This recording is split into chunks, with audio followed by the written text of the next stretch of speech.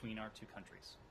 Qatar served as the first and primary transit destination for over 60,000 evacuees from Afghanistan, including U.S. citizens, lawful permanent residents, special immigrant visa applicants, and our Afghan partners last August, and it continues to act as our protecting power in Afghanistan. Qatar stands with us as a member of the de-ISIS coalition. It's a member of the Riyadh-based terrorist financing targeting center, and has actively participated in 5 rounds of multilateral sanctions designations against major U.S. and UN-designated terrorist organizations. Yesterday's signing of more than $20 billion deal between Boeing and Qatar Airways Group, which will support tens of thousands of U.S. manufacturing jobs, also highlights the strong economic and commercial partnership Qatar and the United States share. As we celebrate the 50th anniversary of U.S.-Qatar diplomatic relations this year, we look forward to building on our strong foundation with an eye to the next 50 years of partnership between the United States and Qatar.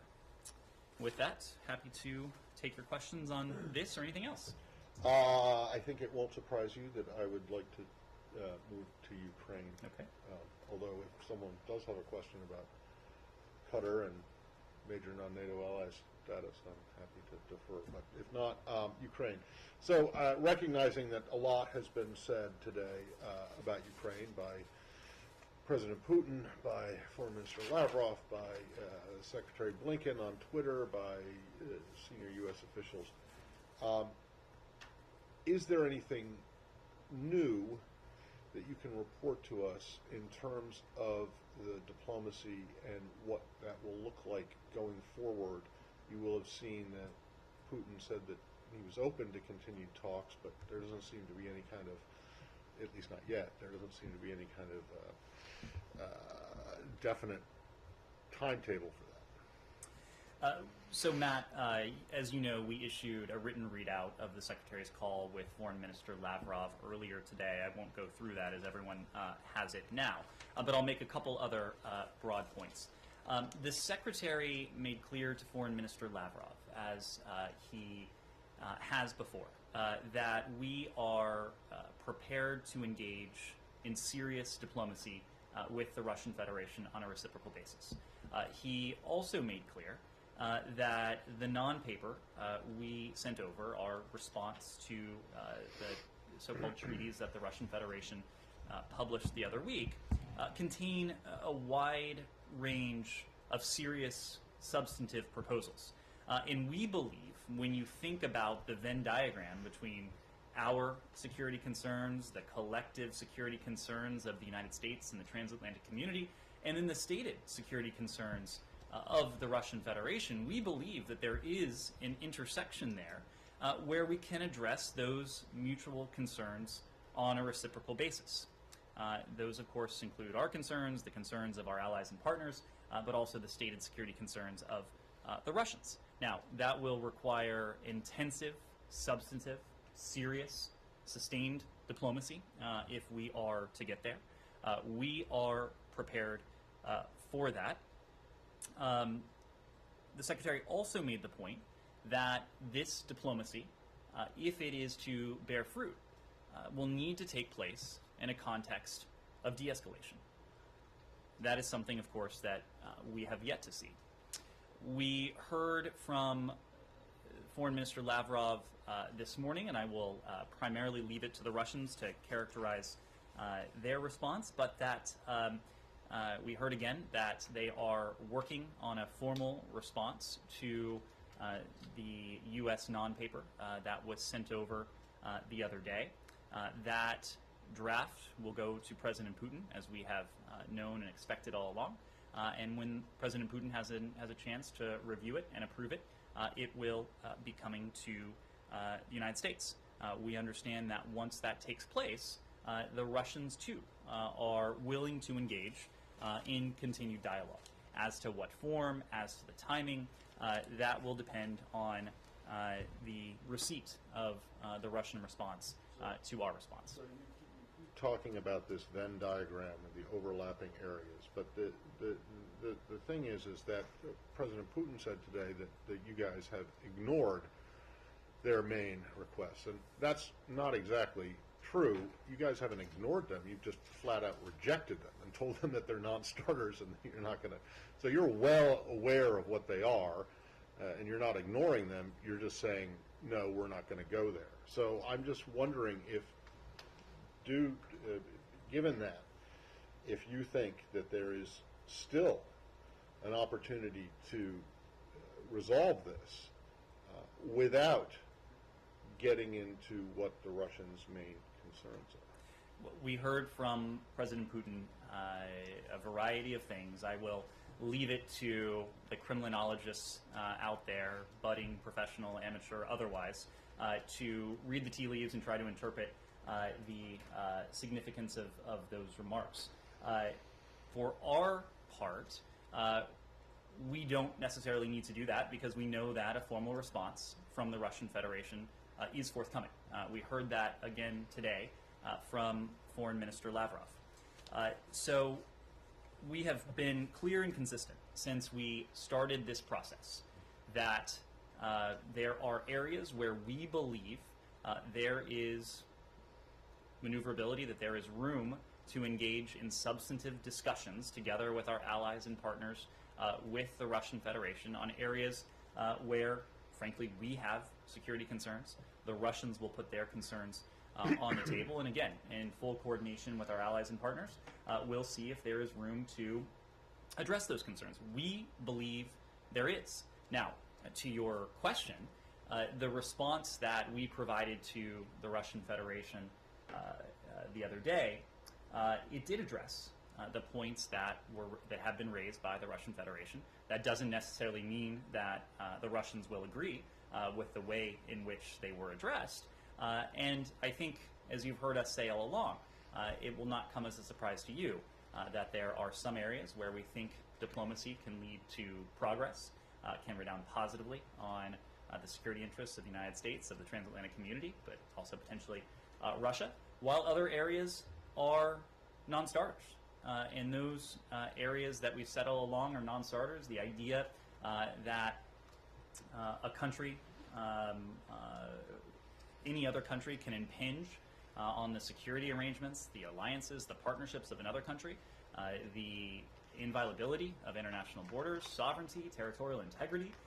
You're right that there is no trade space, none, when it comes to those issues. That should not, and I assume did not, come as a surprise to the Russian Federation or to anyone else as we described what was in our response, because we've been crystal clear about that.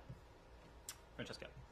How do you envision this intensive, substantive, sustained, serious diplomacy we're talking about? Is this going into rounds of negotiations in Geneva over 1-2 years with Russia? Is that what you're envisioning? I don't think that time frame is what any of us have in mind as an initial matter, at least. What I can say is that for the past several weeks, we have been, together with our allies and partners, engaged in diplomacy with the Russian Federation in a variety of venues and fora. We have done this bilaterally through the Strategic Stability Dialogue that Deputy Secretary Sherman engaged in with her Russian counterpart, Mr. Ryabkov, in Geneva the other week. We have done this in the context of the NATO-Russia Council, together with our NATO allies. We've done this in the context of the OSCE, with all of the participating member states of the OSCE, of course, of which Russia is a member. And Secretary Blinken had an opportunity, again bilaterally, but outside the formal SSD context, the context of the Strategic Stability Dialogue, to engage with Foreign Minister Lavrov in Geneva the other week. So we are prepared to continue through all of those venues, through all of those fora. What matters most to us is that our diplomacy, our collective engagement with the Russian Federation continues to be conducted in full consultation and coordination with our partners and allies. Oftentimes that will take place, we expect, with our allies and partners sitting next to us at the table, as would happen at the NATO-Russia Council, at the OSCE. If it were to involve another bilateral engagement, which we are open to, we would continue to do that in full consultation and coordination with our allies and partners. Nothing about without. That is not a mantra that we are ever going to abandon or discount in any way. And I think you actually saw that today after Secretary Blinken had an opportunity to speak with Foreign Minister Lavrov. He then immediately picked up the phone and spoke with NATO Secretary General Jens Stoltenberg, OSCE Chairman in Office Zbigniew Rau, EU High Representative Josep Borrell. The Secretary thought it was important to engage them immediately on his discussion with Foreign Minister Lavrov. They had an opportunity to discuss that engagement. They also had an opportunity to discuss our approach to the Russian Federation going forward, both in terms of diplomacy and dialogue, which remains our preferred course, but the alternative course that we are continuing to pursue, the course of defense and deterrence. Are you in any way more confident today after hearing from Foreign Minister Lavrov, after hearing President Putin at his press conference, that an aggression against Ukraine can be avoided by diplomacy? I'd make a couple points. One, this is not about optimism. This is not about pessimism. This is about a clear-eyed approach to what to us and what to our allies and partners is a clear threat to international peace and security. So these emotions, these orientations, one way or another, to us it is about the stakes of this, and the stakes for us are very clear. Number two, again, we are just not going to be in the business of parsing, certainly not publicly, statements we hear from senior Russian officials, because we understand again today that we'll be in receipt of a formal response that has been approved by President Putin that presumably will detail precisely and in specific language where the Russian Federation stands. Andrea. Thank you, Ned. Is there, speaking of time frames, is there a time frame beyond which, if you don't see any signs of de-escalation, there could be a number of steps? There's pressure from the Senate, in fact, for sanctions before any kind of kinetic action. Could the U.S., is there some limit to how long you can have 130,000 plus troops and other military equipment, missiles in Belarus? And if I may just say something also on a point of personal privilege. I don't know what else has been said in this room, but I just want to say that a remark on the passing of a real pioneer, one of your predecessors, Phyllis Oakley, who was just such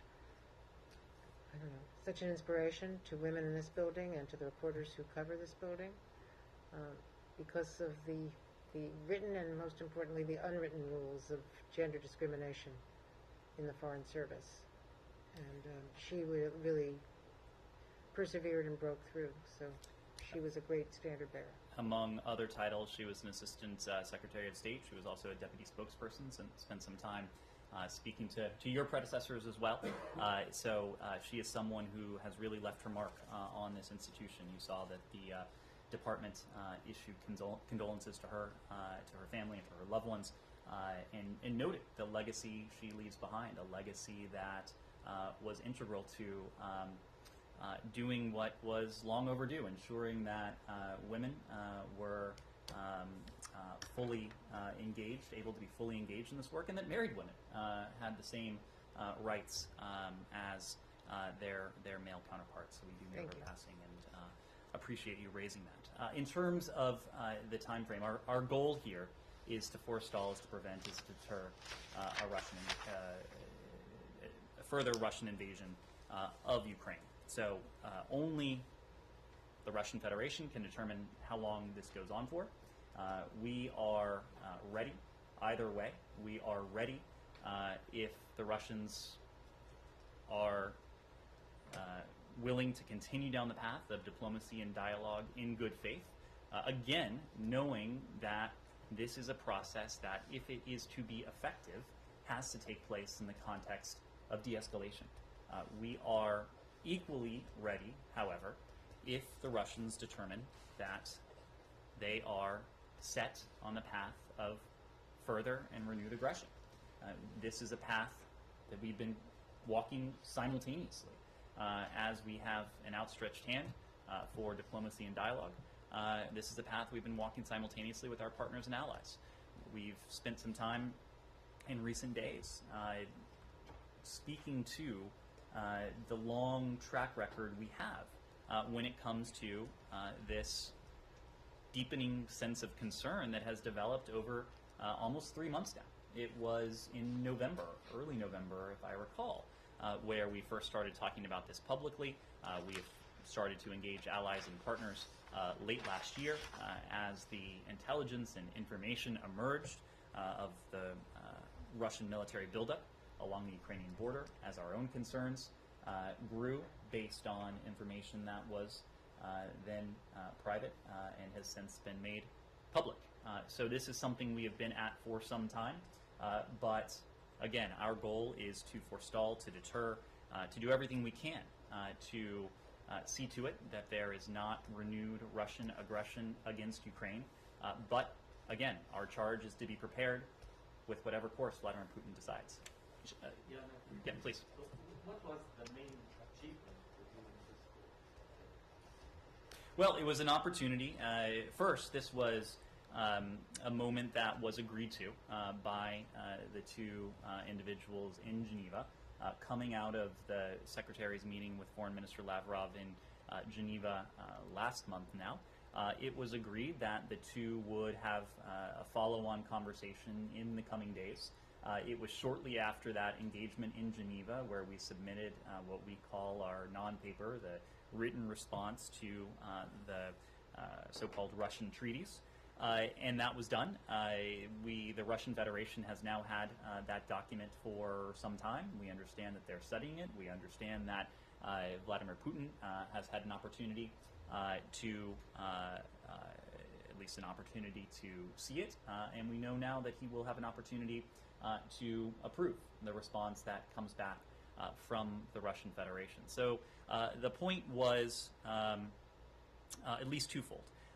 One, it was to confer on the road ahead, and we did come away with a clearer sense of what we can expect in the coming days or weeks, as however long it takes for the Russians to provide us with their response.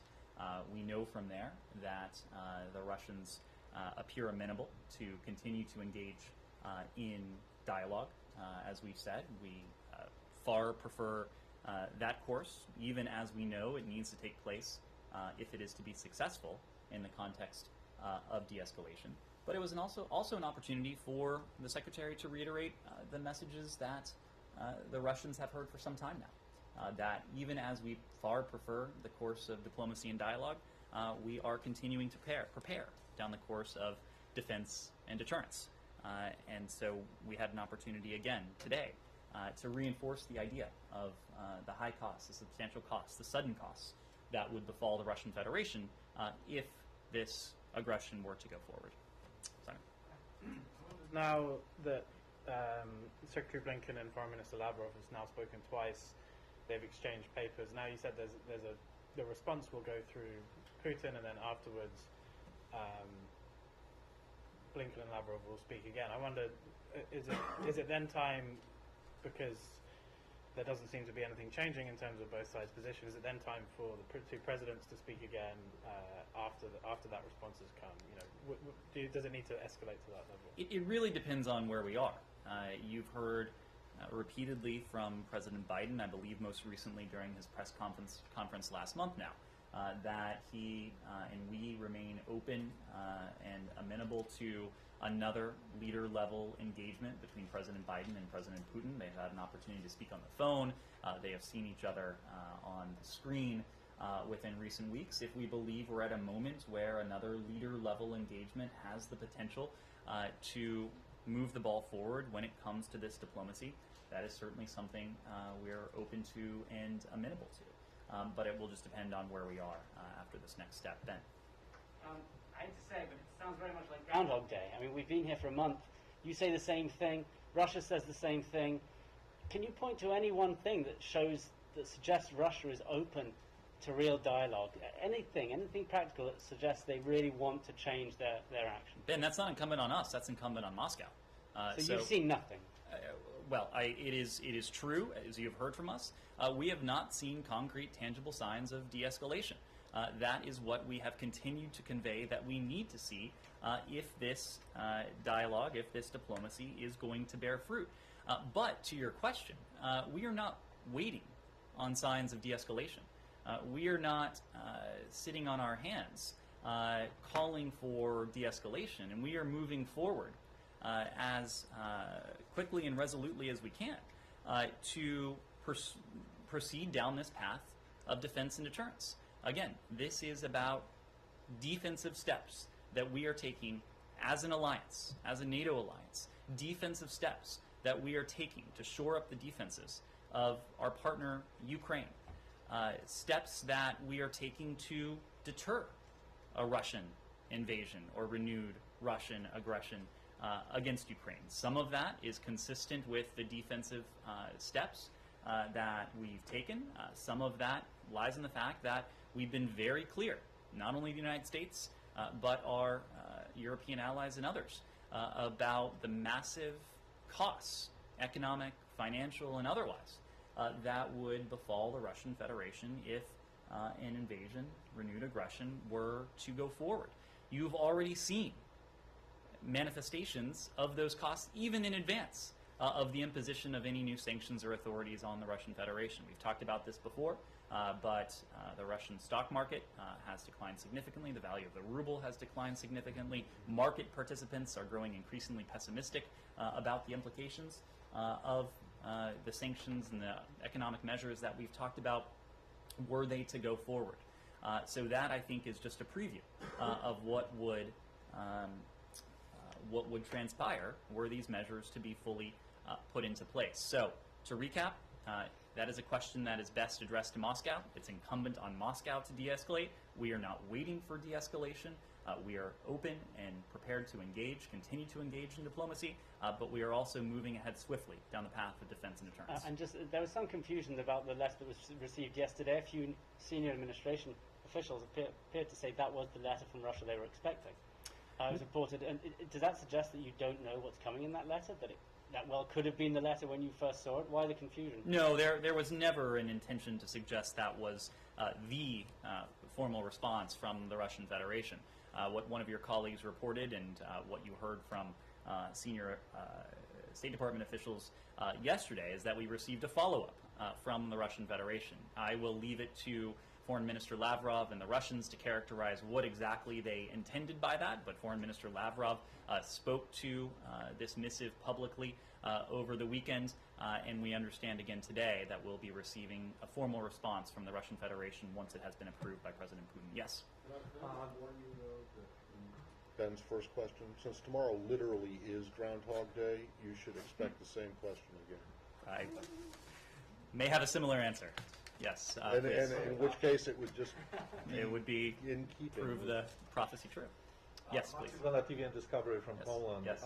Andrea mentioned sanctions, and as diplomacy seems to be going nowhere now, isn't it high time to start strengthening the eastern flank of NATO?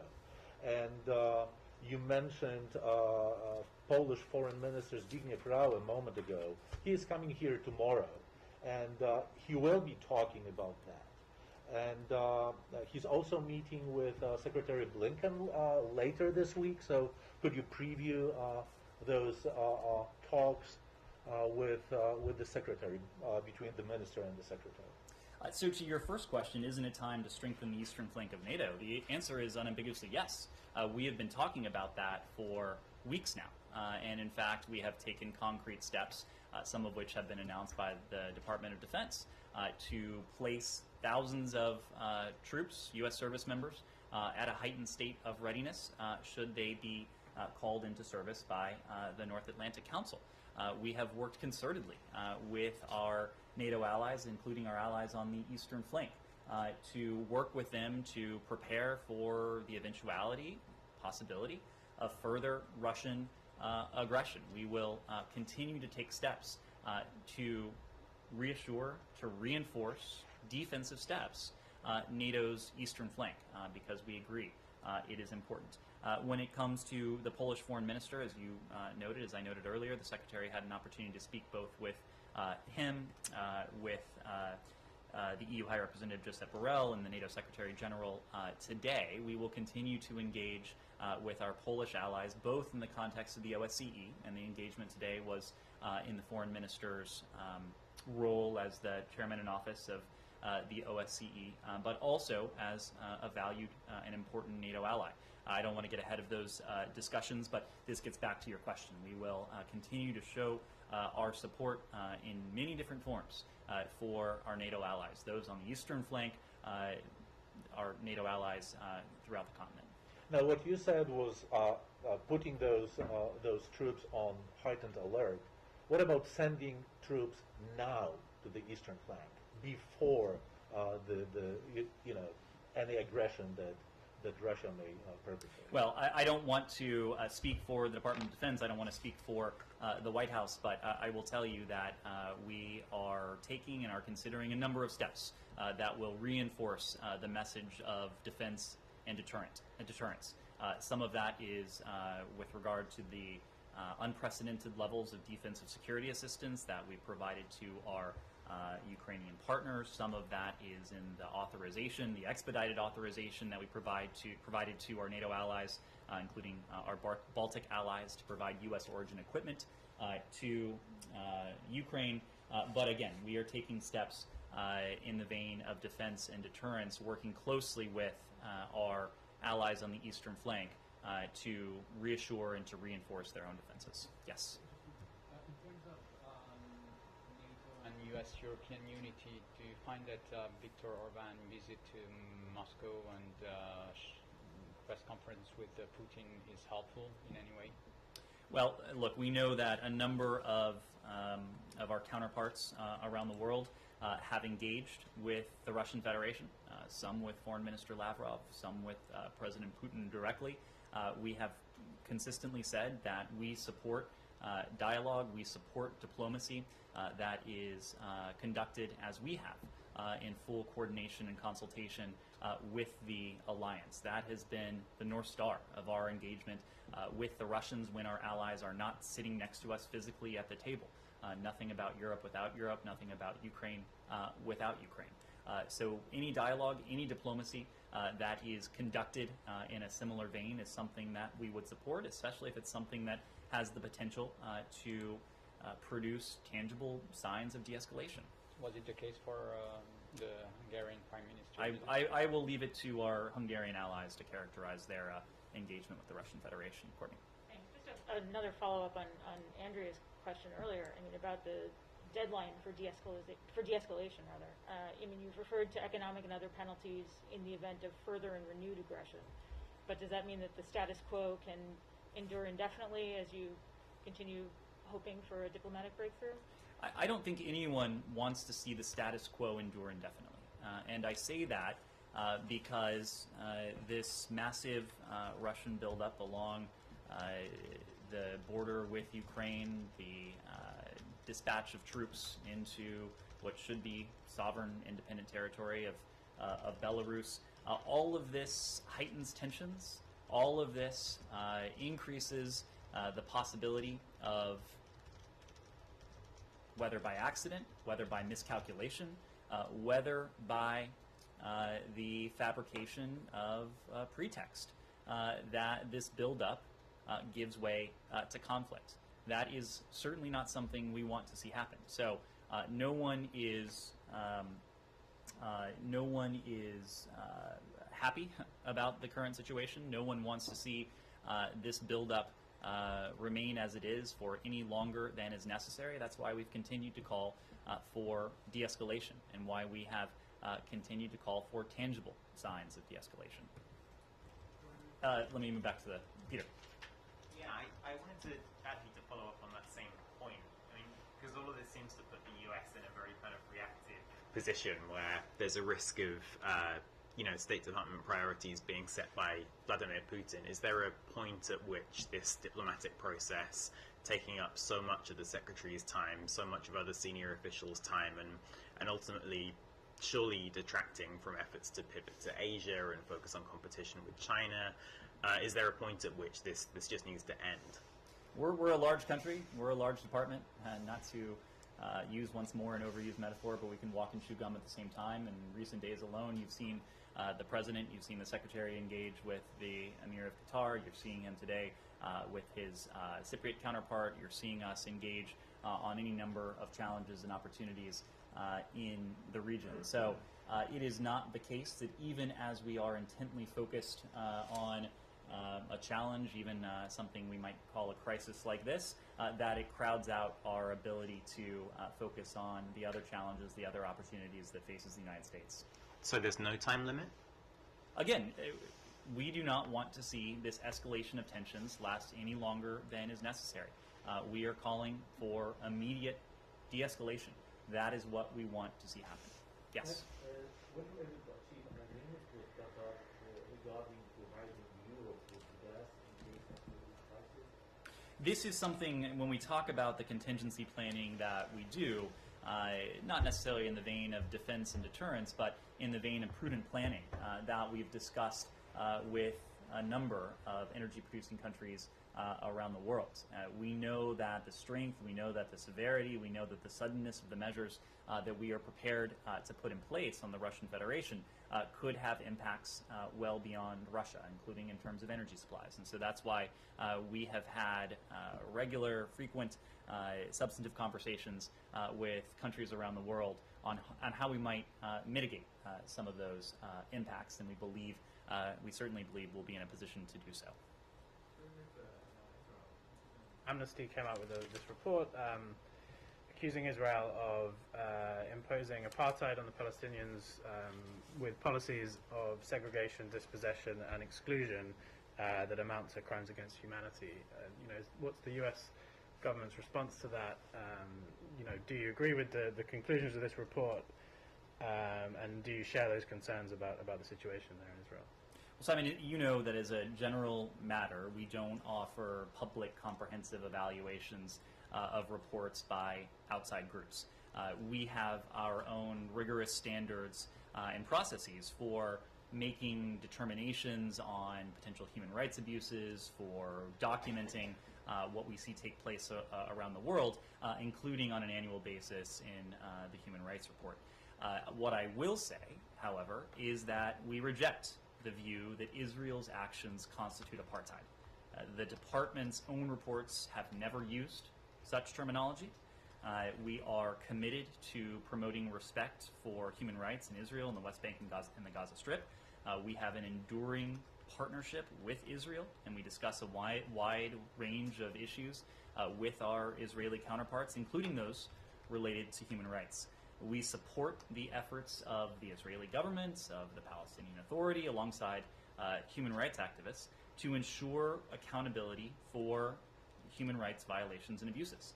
And we continue to emphasize to Israel and to the Palestinian Authority the need to refrain, as you've heard us say repeatedly, from unilateral actions that exacerbate tensions.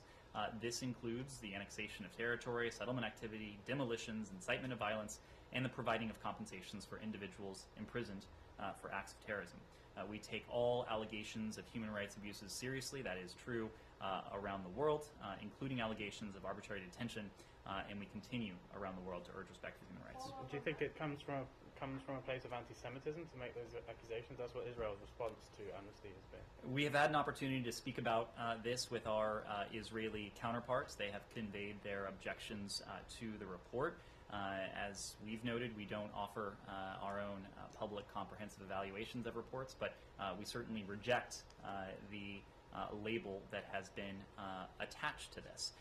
When speaking about Israel, one other point here, we think that it is important, as the world's only Jewish state, that the Jewish people must not be denied their right to self-determination, and we must ensure there isn't a double standard being applied. Ned, it may be true that you don't offer public comprehensive evaluations of outside reports, but you certainly cite them quite a bit in your own human rights report. And I went back and looked, and in terms of just the last human rights report cited Amnesty International on Ethiopia, on Cuba, on China and Xinjiang, on Iran, on Burma, on Syria, on Cuba, and those references are endorsements of what this group, Amnesty, and then other groups as well that are cited as well, have found. Why is it that, without taking a stand or making a judgment about the findings of this particular report, why is it that all criticism of Israel but from these groups is almost always rejected by the U.S. and yet accepted, welcomed, and endorsed when it comes out when the criticism is of other countries, notably countries with which you have significant policy differences. Matt, I would make a couple points. Number one, when we include a footnote in something like these are footnotes, Ned. These are when we cite, yes. which it's a game of semantics, I suppose, but whether you call it a citation or a footnote. Well, when it says in the report, Amnesty International found this X Yes. in Xinjiang with the Uyghurs, and we determine that we think that it's a genocide, and you guys come out and cite that and say, well, we also agree that it's a That genocide. is a far cry, Matt, from I'm not saying it's the that same we thing, have but comprehensive agreement with a third-party report that was produced by an outside group. So it's just when it's criticism of Israel that you feel free to disagree? Where have you ever disagreed with an Amnesty report or a human rights report on a country such as Iran? This is not, Matt, China? this is not about any outside group. This is about our vehement disagreement with a certain finding in a report by an outside group. Okay. There are plenty of times where we cite, as you said, outside groups in our own reports. We cite the facts that they have uncovered, that they have put forward. But I don't think you're going to find any citation in any State Department document. And I don't think I'll regret saying this, that says the department agrees on a comprehensive basis with absolutely everything that's in this report. Barbara. Is it the department's view that human rights abuses resulting from occupation are discrete events rather than resulting from discriminatory policies or discriminatory systems that are backed up by law? Barbara, we document this comprehensively in our own human rights reports. And we document allegations of and what we have found in terms of Israel, the West Bank, and the Gaza Strip comprehensively on an annual basis. So I will leave it to that document to speak to our framework for this. I think you have heard us on a number of occasions when we have heard reports of or been in position to corroborate human rights abuses in this region, that we have not hesitated to speak out. Sure. One is, you may have seen that the Israeli military today said it was censuring or reprimanding several soldiers for their role in the death of or leading to the death of a Palestinian American. I've been asking for a couple of days now about whether you're satisfied with your request for clarification. Does this do it? Have you gotten this information from the Israelis, and are you satisfied with the response? Well, I expect we'll have a little bit more to say on this later today, but let me say that we continue, as I said yesterday and last week, to be concerned by the circumstances of the death of Mr. Omar Assad. He, of course, was a U.S. citizen who was found dead on January 12th after Israeli soldiers detained him in the West Bank. We do note the public statement on the report of the IDF, the Israeli Defense Forces, commander's investigation into the case and its findings, including the determination that, quote, the incident showed a clear lapse of moral judgment and a failure to, quote, protect the sanctity of any human life. The IDF public summary of the investigation further states that the disciplinary action is being taken against the commander of the Netzach Yehuda Battalion and other officers responsible for the unit involved in the incident, and that the Military Police Criminal Investigation Division investigation of the case is ongoing. We expect a thorough criminal investigation and full accountability in this case, and we welcome receiving additional information on these efforts as soon as possible. We continue to discuss this troubling incident with the Israeli government. Okay, so what the IDF announced today is not satisfactory in and of itself. You want a criminal investigation?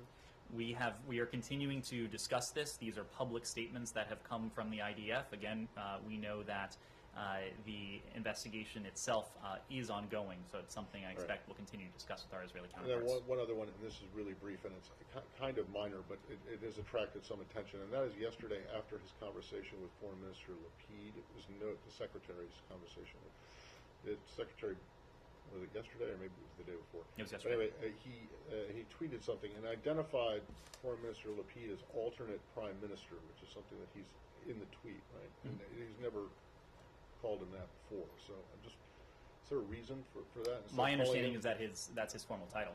Well, his title is also foreign minister. Right. Okay, so you've just decided to use his formal title starting yesterday? I don't know. There has been no change in Okay. how we view Mr. Lapid. He is the alternate prime minister and foreign minister. Gotcha. Yes, please.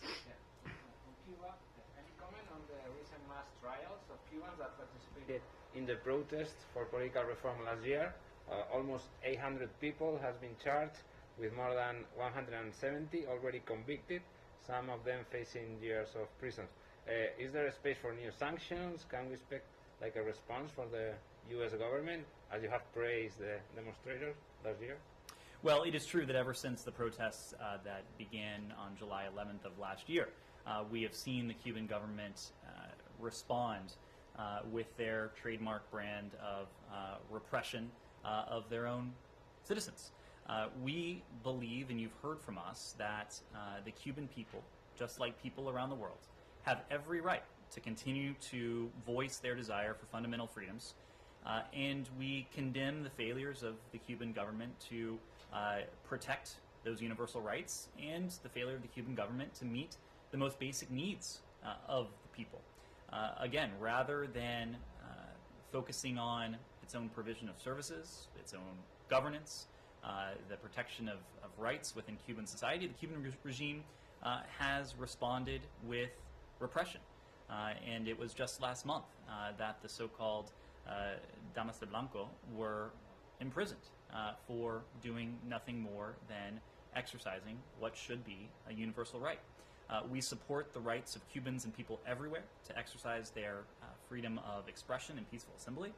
We call on the Cuban government to respect these rights and to release those unjustly detained for peacefully protesting. No one should face prosecution. No one should face imprisonment for exercising a right that is as universal in Cuba as it would be anywhere else. But is the U.S. government thinking about new sanctions, or is there a space for new sanctions given the big scope of they are already in place?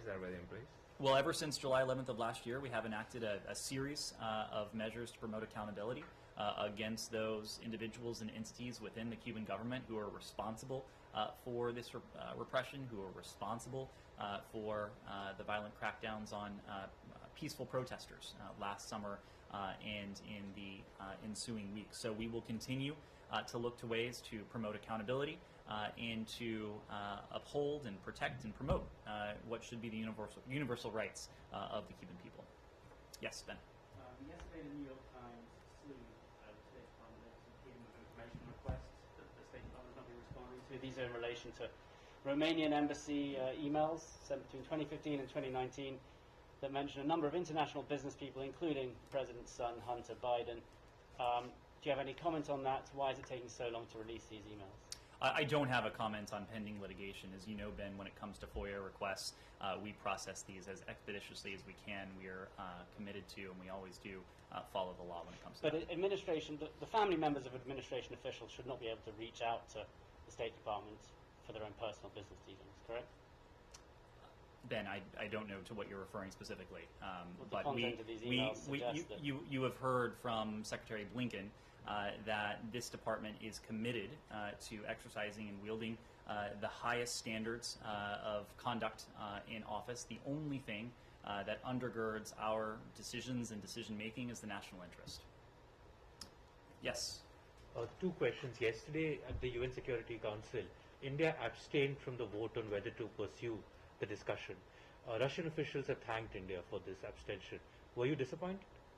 Again, I think what we saw in the Security Council yesterday were countries from around the world voicing their concern with this Russian military buildup that has needlessly provoked a crisis, an international threat to peace and security, the very reason the UN Security Council took this matter up in the first place. And you heard from a variety of countries that the international community is firmly behind the path of diplomacy and dialogue. That's what we heard coming out loud and clear of the UN session yesterday.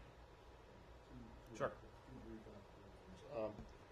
One, have you guys yet decided whether or not what happened in Burkina Faso was a coup? And the reason I'm asking this again today is because the Millennium Challenge Corporation says that it has suspended, it's more than 400 million, but I think it might be 450 million. Mhm.